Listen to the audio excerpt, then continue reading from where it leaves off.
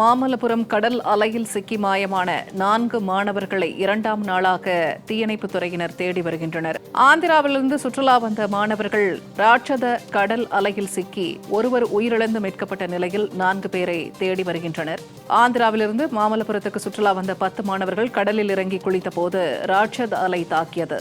இதில் 5 பேர் காணாமல் போயினர். ஒருவரின் உடல் மட்டும் மீட்கப்பட்டது. மீதமுள்ள 4 பேரை தேடும் பணி தீவிரமாக நடைபெற்று வருகிறது. அது தொடர்பாக உடனுக்குடன் நேரலையில் தற்போது நாம் பார்த்துக் கொண்டிருக்கிறோம். கூடுதல் தகவல்களை தருகிறார் செய்தியாளர் பத்மநாபன். இப்ப 4 மாணவர்களை தேடும் பணி 2வது நாளா நடைபெற்று வருகிறது. மீட்பு நடவடிக்கைகள் என்ன நிலைமையில இருக்கு? வணக்கம் பூர்ணிமா. ஆந்திர மாநிலம் சித்தூர் பகுதியை சேர்ந்த அரசு பள்ளி மாணவர்கள் மற்றும் கல்லூரி ஆசிரியர்கள் உட்பட மொத்தம் 26 பேர் நேற்று செங்கல்பட்டு மாவட்டம் மாமல்லபுரம் சுற்றுலா பயணம் வந்திருக்கார்கள். அப்போது வெள்ளை உருண்டை, சபசங்கரணி மற்றும் கடற்கரை கோயில் ஆகிய பகுதியில் சுற்றுப்பயணம் மேற்கொண்டு அவர்கள் சுற்றி பார்த்து விட்டு கடற்கரை கோயில் அந்த கோயில் பின்புறம் உள்ள கடற்கரையில் மாணவர்கள் 10 பேர் அதில் குளித்திருக்கிறார்கள். அப்போது திடீரென ராட்சத அலை வந்ததில் அதில் 10 மாணவர்கள் அடித்து செல்லப்பட்டனர். உடனடியாக சக மாணவர்களும் மற்றும் அங்கிருந்த மீனவர்கள் அலற சத்தம் கேட்டு உடனடியாக அதில் அவர்களை மீட்கும் பணியில் தீவிரமாக ஈடுபட்டனர். அதில் 5 மாணவர்களே மீட்கப்பட்டனர்.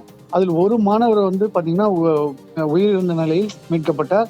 அது மீது 4 மாணவர்கள் தேடும் பணி நேற்றிலிருந்து இன்று வரை தொடர்ந்து 2வது நாளாக தொடர்ந்து மீட்பு பணியில் ஈடுபட்டு வருகின்றனர். இதில் ஒரு மாணவர் விஜயன் நேற்றே உயிரிழந்தார். மற்ற 5 மாணவர்கள் செங்கல்பட்டு அரசு மருத்துவமனையில் அனுமதிக்கப்பட்டு சிகிச்சை பெற்று வருகின்றனர். உடனடியாக அவர்களுடைய பெற்றோர்களுக்கு தகவல் தெரிவிக்கப்பட்டு அவர்கள் இங்கு முகாமிட்டுள்ளனர். தங்களுடைய பிள்ளைகளின் 4 மாணவர்களும் எப்படியா மீட்டுவார் என்ற ஒரு நம்பிக்கையில் அங்கேயே கவனித்து வருகிறார்கள். அந்த காட்சி நம்மளுடைய பெரும் சோகத்தை ஏற்படுத்தியிருக்கிறது.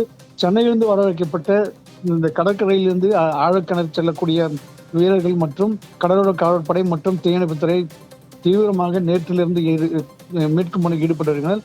ஆனால் இன்று காலை வரை பார்த்தீங்கன்னா தற்போது வரை அந்த மாணவர்களை மீட்கும் பணி தொடர்ந்து நடைபெற்று வருகிறது. ஆனால் அவர்களை இன்னும் மீட்க முடியாத நிலை ஏற்பட்டுள்ளது. இதனால அந்த பகுதி மக்களும் மற்றும் மாணவருடைய பெற்றோர்கள், ஆசிரியர்கள், சக மாணவர்கள் அந்த பகுதியில் முகமிட்டு தங்கள் சக மாணவர்களும் தங்களுடைய பிள்ளைகள் மீட்கப்படுவார்கள் என்ற ஒரு ஆர்வத்தில் அங்கேயே இருக்கிறார்கள்.